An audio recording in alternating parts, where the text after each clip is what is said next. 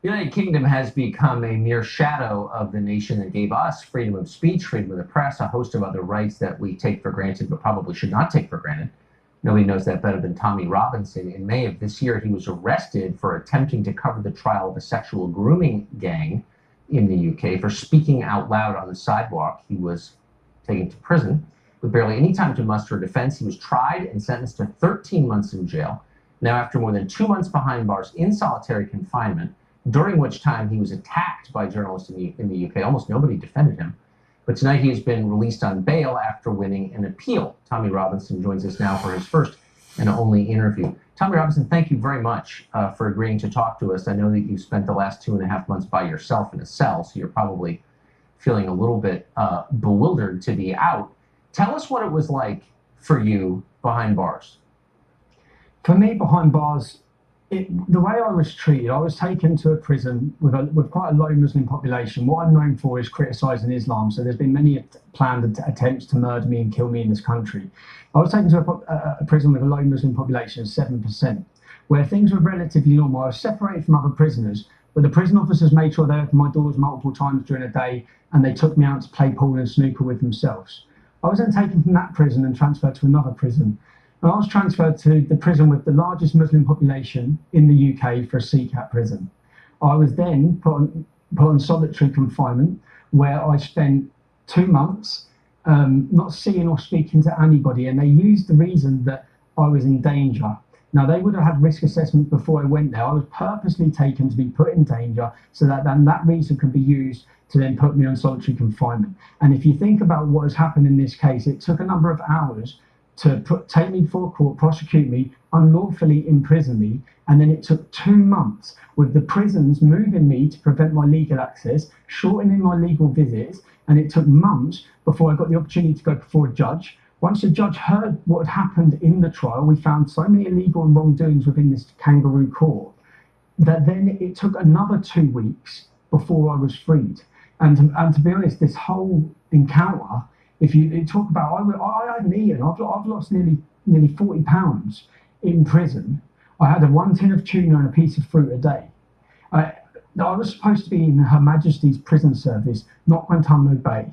I couldn't open my windows because I was having excrement and spit put through them. I believe this whole process, and Tucker, this isn't the first. I'm sorry to interrupt, but who was putting excrement through your window and spit through your window? So my prison cell that I was put in was on the lower level, the ground level, which it didn't have to be. So it's on the ground level. So every prisoner would walk past my cell window, everyone as they walk out. So when my windows were open, every prisoner's walking past. The mosque for the prison was directly opposite my cell. So every time, and we've had a huge heat waves, I was literally drenched day to day, and I had excrement and spit thrown through the doors. Through my window. So in the end, I had completely blocked up windows, had to block up all of my cell windows. And all of this, when I say this, to a lot of people around the world, this current case, and the world has watched it, has shocked them.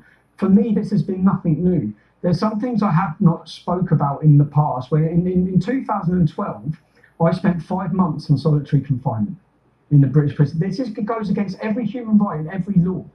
I spent 5 months, so when I come out, I was diagnosed with a form of post-traumatic stress disorder. I've never spoke about that publicly because I don't want to insult members of the military who have witnessed war and try and compare being locked in a cell and on solitary confinement to that.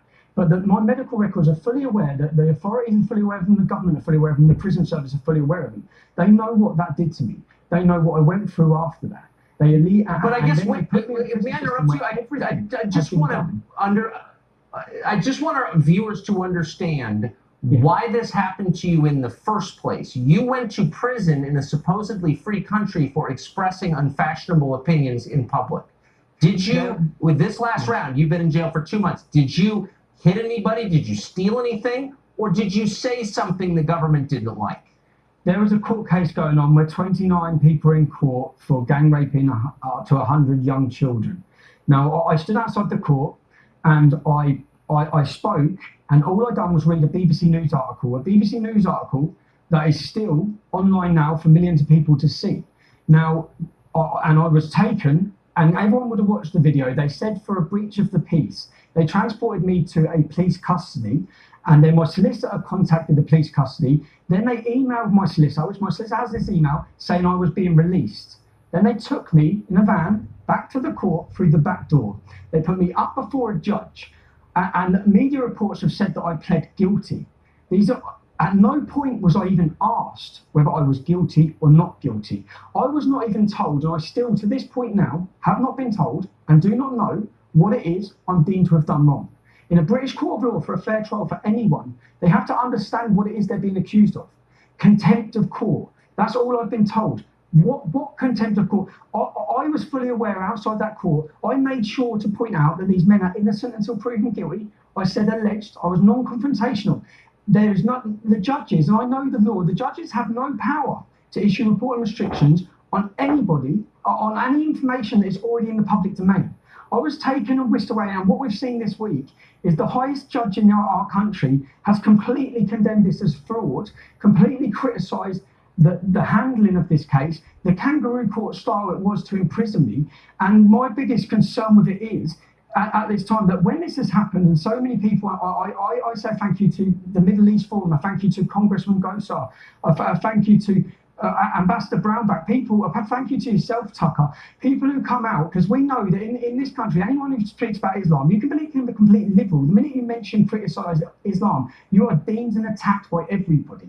Now, and people put their neck on the line. Let me just ask you now, did anyone defend you? I mean, even if people disagree with you, you would think some would say he has a right, this man has a right to express his opinions. Did anybody defend your right to say what you think is true?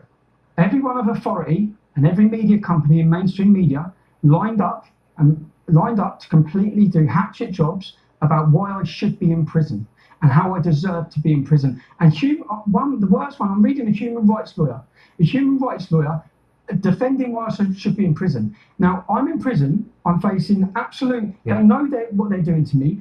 They know, at the time when I was in prison, they then come and see me in my prison cell and say, police are on their way to your house because there's intel there's going to be acid attacks against your wife. Now, I'm sorry, Tommy, we're out of time. And on that sad note, I wish you good luck in recovering from this and on the time you're going to take off. And I just want our viewers to understand that this has happened in a country that we believed was free, and without our vigilance, it could happen here. That's not hysteria, it's real. Tommy Robinson, thank you very much. Thank you. Thank you.